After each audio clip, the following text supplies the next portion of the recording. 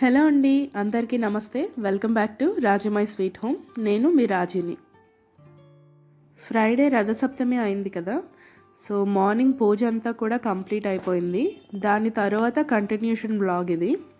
ఇంకా లక్కీ అయితే ఇవాళ స్కూల్కి వెళ్ళలేదు, కొంచెం ఫీవర్గా ఉంది అని చెప్పి తనకి నాకు కలిపి రైస్ అయితే కుక్ చేస్తున్నాను. ఇంకా మార్నింగ్ నేను పరమాన్నం చేశాను కదా సూర్యనారాయణమూర్తికి. సో ఆ పరమాన్నం నైవేద్యం కొంచెం పనమ్మాయికి కూడా ఇస్తున్నాను.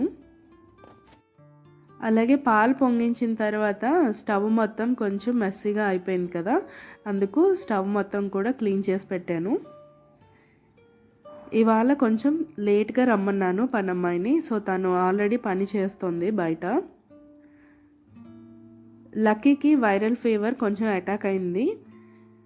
అప్పటికి 2 days అవుతుందన్నమాట. ముందు రోజు నైట్ నుంచి కొంచెం లైట్గా ఫీవర్ అయితే వచ్చింది. ఫస్ట్ కోల్డ్, థ్రోట్ ఇన్ఫెక్షన్తో స్టార్ట్ అయింది. ఇప్పుడు లక్కీకి తగ్గింది, నాకు వచ్చిందనమాట. మీకు వాయిస్ ఆల్రెడీ తెలిసే ఉంటుంది కదా. అప్పటికే 2 days నుంచి బాగా జ్వరంగా ఉన్నా కూడా కొంచెం ఎగ్జామ్స్ అవి ఉన్నాయి, మాన్పించడం ఎందుకని స్కూల్కి అయితే పంపించేశాను. కానీ ఇవాళ ఎగ్జామ్స్ అన్నీ కంప్లీట్ అయిపోయాయి. బాగా నీరసంగా ఉంది అంటే ఇంట్లో ఉంచేశాను. అలాగే రథసప్తమి హడావిడి కూడా ఉంది కదా, నాకు కూడా టైం కలిసి వస్తుందని స్కూల్కి అయితే పంపించలేదు. ఇంకా ఇది నా లంచ్. మార్నింగ్ చిక్కుడుకాయ కూర చేశాను కదా, సో అదొక్కటే ఇవాళ. ఇంకా వేరే ఐటమ్స్ ఏం చేయలేదు. నైట్ ఎలాగో టిఫినే కదా, ఇంకో ఐటమ్ చేస్తే మిగిలిపోతుంది. మార్నింగ్ 2 items చేసేటప్పుడు రాత్రి కూడా ఖచ్చితంగా రైసే పెడతాను. కానీ రాత్రి టిఫిన్ అని అనుకుంటే కనుక ముందుగానే ఒక ఐటమే చేస్తాను అన్నమాట. సో ఇంకా ఉసిరికాయ పచ్చడితోటి కర్రీతోటి నా లంచ్ అయితే కంప్లీట్ అయింది. లక్కీకి ఆల్రెడీ తినిపించేశాను. ఇంకా ఇది ఈవినింగ్ వ్లాగ్. ఈవినింగ్ 6 అలా అవుతుంది. లక్కీకి బాగా నీరసంగా ఉంది అంటే కొంచెం గ్లూకోజ్ కలిపిస్తున్నాను. డాక్టర్ దగ్గరికి కూడా తీసుకువెళ్ళాము. సో ఓఆర్ఎస్ కానీ లేదా గ్లూకోజ్ కానీ ఇవి కంటిన్యూస్గా ఇస్తూ ఉండండి, డిహైడ్రేట్ అవ్వకుండా ఉంటుంది బాడీ అంటే సరే అని గ్లూకోజ్ ఇచ్చాను. లక్కీ తోటి చాలా పేచీలు, అంత ఈజీగా ఏది తినదు, తాగదు. చాలా పెద్ద టాస్క్ అనమాట దాంతో ఏమైనా తినిపించాలన్నా తాగించాలన్నా. మా అమ్మగారు ఎప్పుడు చెప్తూ ఉంటారు, జ్వరం వచ్చినప్పుడు కాకుండా ముందు బాగా తింటే జ్వరాలు గట్రా వచ్చేటప్పుడు బాడీ తట్టుకుంటుంది అని. చిన్నప్పుడు ఎప్పుడు మేము తినకపోతే అలా తిట్టేవారనమాట. ఇంకా ఈవినింగ్ అయితే దీపారాధన అదంతా చేసేసాను. ఆ తర్వాత మా అపార్ట్మెంట్లో ఒకళ్ళు పేరెంటానికి పిలిచారు. సో చీర కట్టుకుని వెళ్ళొచ్చు, కానీ అప్పటికప్పుడు పిలవడం వలన సరే అని సింపుల్గా రెడీ అయిపోయి వెళ్ళాను. భోగి పళ్ళు భోగి రోజు పోస్తారు కదా పిల్లలకి, ఆ రోజు కుదిరిన వాళ్ళు రథసప్తమి రోజు కూడా పోస్తారు. సో వాళ్ళ అమ్మాయికి భోగి పళ్ళు పోస్తున్నారని చెప్పి మా ఫ్లాట్స్లో ఉండే వాళ్ళు పిలిచారు. సో అక్కడికి వెళ్తున్నాను. అక్కడికి వెళ్ళి వచ్చిన తర్వాత ఇంకా డిన్నర్ ప్రిపరేషన్స్ స్టార్ట్ చేశాను. డిన్నర్లోకి ఇవాళ రవ్వ దోశలు వేద్దామని అనుకుంటున్నాను, టిఫిన్ చేద్దామని. సో ఆల్రెడీ బౌల్లో అయితే ఒక గ్లాసుడు గోధుమ పిండి వేశాను. రవ్వ దోశలు ఎప్పుడు మైదా పిండితో చేయను నేను, అత్తయ్యగారు, అమ్మ వాళ్ళు ఎవరు మైదా పిండితో అయితే రవ్వ దోశలు చేయరు, గోధుమ పిండితోటే అలవాటు అయిపోయింది. సో ఒక గ్లాసు గోధుమ పిండి ఆల్రెడీ వేశాను గిన్నెలో. ఇంకొక గ్లాస్ వచ్చేసి గోధుమ రవ్వ ఉంటుంది కదా, బొంబాయి రవ్వ, అది తీసుకున్నాను. ఇంకా ఇంకో గ్లాసు వరిపిండి అంటే బియ్యం పిండి, 3 సేమ్ క్వాంటిటీలో తీసుకున్నాను. ఇంకా క్రిస్పీగా రావాలి అని అనిపిస్తే కొంచెం గోధుమ రవ్వ ఎక్కువ వేసుకోవచ్చు, కానీ నేను ఎప్పుడు 3 ఒకేలా వేస్తాను ఒకటే క్వాంటిటీలో. ఇంకా అందులో ఎర్రకారం కన్నా కూడా నాకు ఇలా అల్లం పచ్చిమిర్చి కొంచెం దంచేసి వేస్తే చాలా బాగుంది అనిపిస్తుంది. ఇది మా అమ్మగారు ఇలాగే చేస్తారు. అలాగే గోధుమ పిండి మజ్జిగ కలిపి పుల్ల దోశలు వేసుకున్నప్పుడు కూడా ఈ అల్లం పచ్చిమిర్చి వేస్తే చాలా బాగుంటుంది. ఇంకా నేను ఒక క్యారెట్ అయితే వేస్తున్నాను.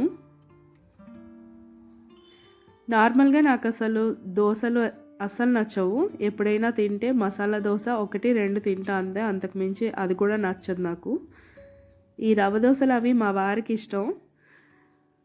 ఇంకా ఇంట్లో అందరూ తింటారు, నాకు మాత్రం దోశలు అంత పెద్దగా ఎక్కవు. కానీ ఇవాళ నేను చేసిన దోశ అయితే నాకు నచ్చింది చాలా రోజుల తర్వాత. సో ఇంకా అందులో కొంచెం జీలకర్ర కూడా వేసాను, సాల్ట్, ఇంకా మీకు కావాలంటే ఎర్రకారం కూడా వేసుకోవచ్చు, కానీ నేనైతే పచ్చికారంతో సరిపెట్టేస్తున్నాను. ఇంకా ఇందులో కొంచెం పెరుగు కూడా యాడ్ చేస్తున్నాను. పెరుగు వేసుకోవడం వల్ల కొంచెం చిన్న పులుపులా వచ్చి కొంచెం బాగుంటుంది. పుల్ల పెరుగు అయితే బెటరు, బట్ నా దగ్గర నార్మల్ పెరుగు ఉంది, వేసాను. ఈ ప్లేస్లో మజ్జిగ కూడా వేసుకోవచ్చు కదా మనకి ఇందులో. వీక్లో 3-4 డేస్ ఖచ్చితంగా టిఫిన్ ఉంటుంది, ఇంకా మిగతా రోజులు రైస్ అయితే తింటాము. ప్రతిరోజు చపాతీ చేసుకోవాలంటే బోరింగ్ కదా, సో చపాతీ అనే కాకుండా ఏదో ఒకటి చేసుకుంటాం. చపాతీ ఒకరోజు, అలాగే ఉప్మా పెసరట్ కానీ, రవ్వ దోశలు కానీ, ఇడ్లీ ఒక్కొక్కసారి పెడుతూ ఉంటాను ఏమి చేయాలి అని అనిపించినప్పుడు. ప్రతిరోజు వంట చేయాలన్నా కూడా ఒక్కొక్కసారి బోరింగ్గా అనిపిస్తుంది కదా, అలాంటప్పుడు ఊతప్పం లేదా ఇడ్లీ ఇలాంటివి పెడతా. ఒక్కొక్కసారి అయితే పొంగలి, ఇలా రైస్ ఐటమ్స్ కూడా చేస్తూ ఉంటాను. సాంబార్ రైస్ కానీ, టమాటో రైస్ కానీ, ఫ్రైడ్ రైస్ అని ఇలా.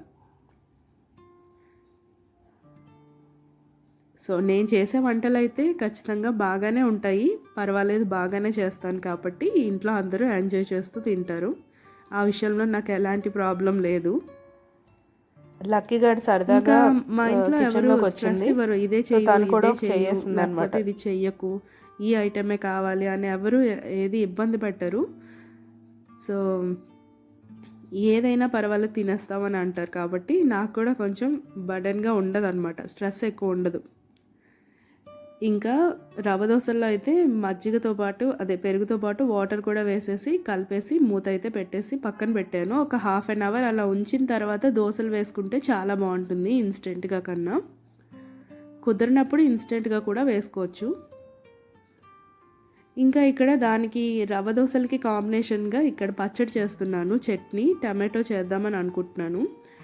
పలుకుల చట్నీ అయితే నాకు అస్సలు నచ్చదు, ఎందులోకి నచ్చదు. చాలామందికి ఇడ్లీ పల్లీ చట్నీ చాలా డెడ్లీ కాంబినేషన్ కదా, అలాగే దోశ పల్లీ చట్నీ ఇది చాలా ఇష్టం. నాకెందుకు పల్లీ చట్నీ అస్సలు నచ్చదు. ఈ మధ్యన చాలా ఎక్కువగా మా వారికి లక్కీ కోసం మార్నింగ్ బ్రేక్ఫాస్ట్లో ఎక్కువ పల్లీ చట్నీ చేస్తున్నాను. ఈరోజు అయితే నేను టమాటో చట్నీ చేసుకుంటా అని చెప్పాను, సో ఏదో ఒకటి చేయమన్నారు. ఇదైతే చాలా బాగుంటుంది నోటికి. ఇంకా ఈ రెసిపీ అయితే మీ అందరికీ తెలిసినదే, చాలా ఈజీ, సింపుల్గా చేసేసుకోవచ్చు. టమాటాలు అన్నీ కట్ చేసేసి పెట్టేసుకుని, అలాగే పచ్చిమిర్చి కూడా చిన్న చిన్న ముక్కలు తరిగేసి రెండు కలిపి కొంచెం నూనెలో వేయించేసి రుబ్బేస్తాము, కొంచెం చింతపండు వేసి. సాల్ట్ ఎలాగో వేసుకోవాలనుకోండి. ముఖ్యంగా మనకు కావాల్సినవి అయితే ఈ 2 పచ్చిమిర్చి ఇంకా టమాటో చక్కగా కొంచెం మగ్గిచ్చేసి మిక్సీ జార్లో వేసేసి చట్నీ చేసేసి దానికి పోపు వేసుకోవడమే. ఇది ఉప్పిండిలోకి కూడా చాలా బాగుంటుంది కాంబినేషను. ఉప్పిండిలోకి అయితే ఇంకొంచెం వాటర్ కొంచెం కలుపుతాను, కొంచెం జారుగా చేస్తాను అనమాట, ముద్దలా కాకుండా. సో రెసిపీని అయితే ఇప్పుడు చూసేద్దాం. కొంచెం మూకుడు వేడైన తర్వాత అందులో కొంచెం ఆయిల్ వేసుకుని జీలకర్ర, కొంచెం ఆవాలు, మెంతులు, ఇంగువ వేస్తున్నాను. అవి కొంచెం చిటపటలాడాక అందులోని కరివేపాకు కూడా వేసేసుకుని ఆ పోపు కొంచెం పక్కకు తీసి పెట్టుకున్నాను. తర్వాత కూడా వేసుకోవచ్చు, అంటే చట్నీ అంతా అయిపోయిన తర్వాత కూడా పోపు వేసుకోవచ్చు, కానీ మళ్ళీ వేరే మూకుడు పెట్టడం ఎందుకు, ఎలాగో పెడుతున్నాం కదా అని చెప్పి ఇందులోనే వేసేసాను. ఇది ఐరన్ కడాయి.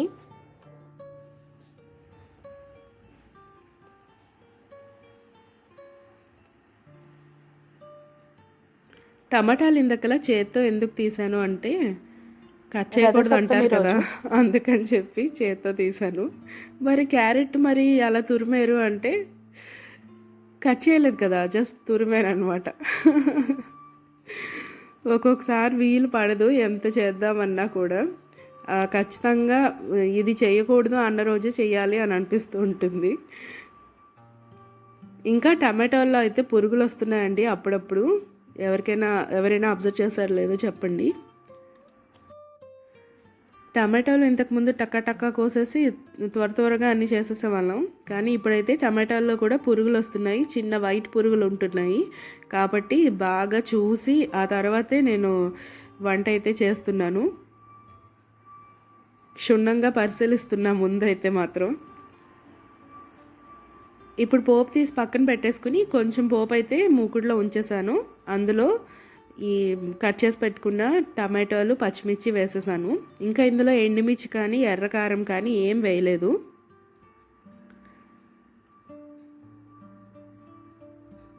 సో ఇందులో పసుపు, కొంచెం ఉప్పు కూడా వేసేసి బాగా కలిపి మూత పెట్టి మగ్గించుకోవాలి. ఇందులో నేను చింతపండు కూడా వేస్తున్నాను. ఇలా టమాటోలను మగ్గించిన ప్రతిసారి నాకు జనవరి 1 గుర్తొస్తుంది. ఆ రోజు కూడా వంటకి లేట్ అయిపోతుందని మగ్గించిన టమాటాలని వేడిగా తీసుకువెళ్ళి మిక్సీ జార్లో వేసేసాను. దాంతో మొత్తం ప్రెజర్ తట్టుకోలేక వేడికి మొత్తం తుల్లిపోయి చేతుల మీద పడిపోయిందనమాట. సో అలా పడిన తర్వాత అవి అంటుకుపోయి చాలా వేడిగా ఉండడం వల్ల కాలిపోయింది. చాలా టైం పట్టింది అవి తగ్గడానికి. ఇంకా మచ్చలు అయితే అలాగే ఉన్నాయి. సో అది మంచి ఎక్స్పీరియన్స్ నాకైతే. తెలుసు వేడిగా ఉన్నప్పుడు వేయకూడదు అని, కానీ ఒక్కొక్కసారి గాబరాలో అలా జరుగుతూ ఉంటుంది. ఇంకా పెరుగు అయితే తోడు పెడదాం అనుకుంటున్నాను రేపటి కోసం.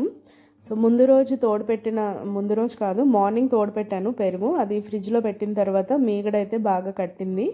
సో ఆ మీగడంతా కూడా ఒక బాక్స్లోకి కలెక్ట్ చేస్తున్నాను. ఆ బాక్స్ మొత్తం నిండిన తర్వాత వెన్న అయితే కాచుతాను. మేము గేదె పాలు తెప్పిస్తున్నాము. సో మీగడ అది బాగానే వస్తుంది. పాల మీద మీగడ కలెక్ట్ చేసుకుని దాంతో కూడా వెన్న కాస్తారు చాలామంది. అయితే నేను పెరుగు తోడు పెట్టిన తర్వాత, అంటే మీగడ పాలతో పెరుగు తోడు పెట్టేసి తోడుకున్న తర్వాత కొంచెం సేపు ఫ్రిడ్జ్లో పెట్టేస్తాను. అలా ఫ్రిడ్జ్లో పెట్టిన తర్వాత 3-4 అవర్స్ తర్వాత లేయర్ అనేది కొంచెం మంచిగా దలసరిగా కడుతుంది. సో ఆ తర్వాత దాన్ని తీసేసి బాక్స్లోకి కలెక్ట్ చేసుకుంటాను ఆ మీగడని. ఇప్పుడైతే పాలు తోడు పెడుతున్నాను. ఈ పాలు తోడు పెట్టేటప్పుడు కొంచెం పెరుగు అయితే వేస్తాను. ఎక్కువ పెరుగు వేయడం వలన పెరుగు అంతా పుల్లగా అయిపోతుంది తోడుకున్నాక. అదే తోడు వేసేటప్పుడే కొంచెం పెరుగు వేసుకున్నట్లయితే మనకి చప్పగా ఉంటుంది, కమ్మగా అనిపిస్తుంది అన్నమాట. ఎప్పుడు కూడా పాలు కొంచెం వేడి చేసిన తర్వాత తోడు పెడతాను.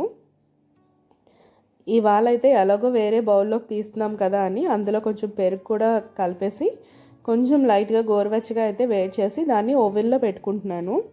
ఓవెన్లోని కొంచెం టెంపరేచర్ రూమ్ టెంపరేచర్ కన్నా కొంచెం ఎక్కువ ఉంటుంది కాబట్టి, కొంచెం వేడిగా ఉంటుంది కాబట్టి తొందరగా పెరుగు తోడుకుంటుంది. సో ఇంకో పక్క అయితే టమాటాలు చక్కగా మగ్గిపోయాయి.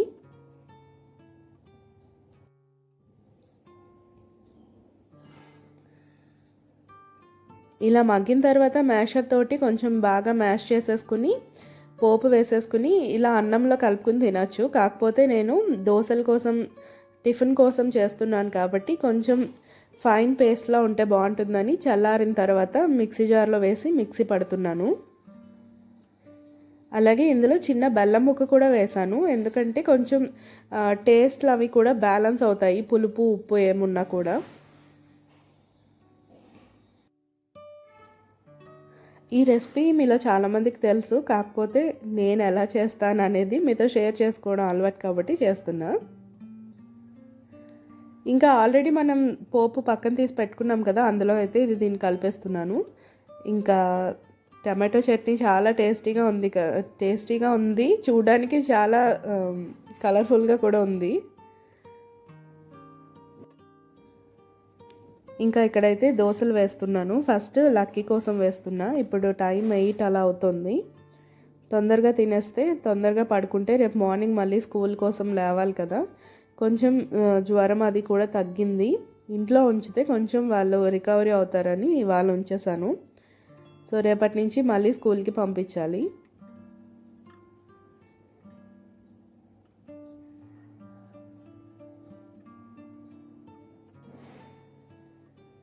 సో దోశ అయితే రెడీ అయిపోయింది. లక్కీకి ఇచ్చేద్దాం ఫస్ట్.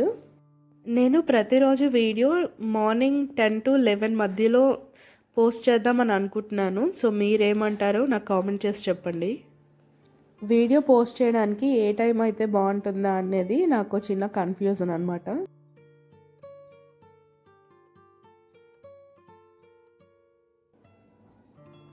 ఈ దోశలు మనం వేడివేడిగా తింటేనే బాగుంటుంది. చల్లారిన తర్వాత తిన్నామంటే అస్సలు బాగోదు. ఇష్టం ఉన్న వాళ్ళు కొంచెం ఆనియన్స్ కూడా యాడ్ చేసుకోవచ్చు. మా ఇంట్లో ఇలా ప్లెయిన్గా బాగుంటుంది కాబట్టి ఇలాగే వేస్తాను.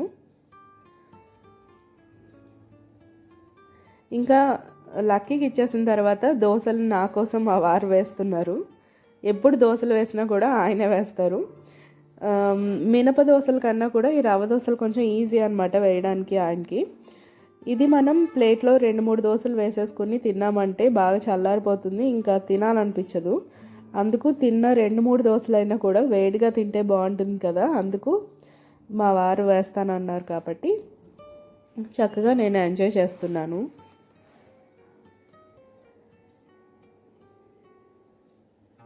ఇంకా ఫైనల్గా రాత్రి పడుకునే ముందు చేసే టాస్క్ ఏంటంటే మజ్జిగ చేయడం. ఇది అయిపోతే ఇంకా నైట్ రొటీన్ అంతా ఆల్మోస్ట్ కంప్లీట్ అయిపోయినట్టే. ఇవాళ నేను కొంచెం మజ్జిగ అన్నం తిన్నాను కాబట్టి మజ్జిగ అయితే తాగట్లేదు.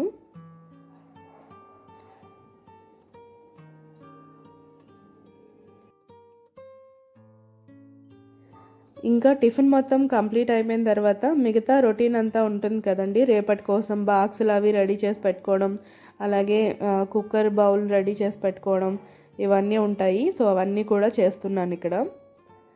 మార్నింగ్ లేచిన వెంటనే ఇంకా హడావిడిగానే ఉంటుంది 8:30 వరకు. సో అప్పుడు ఇవన్నీ తీసుకోవడం కుదరదు కాబట్టి ముందు రోజే అన్నీ రెడీ చేసి పెట్టుకుంటున్నాను. సో ఇవాల్టి వ్లాగ్ మీకు నచ్చిందని అనుకుంటున్నాను. నచ్చితే కనుక లైక్ చేయండి. అలాగే రాజమై స్వీట్ హోమ్ని సబ్స్క్రైబ్ చేసుకోండి. మళ్ళీ రేపటి వ్లాగ్లో మళ్ళీ కలుస్తా.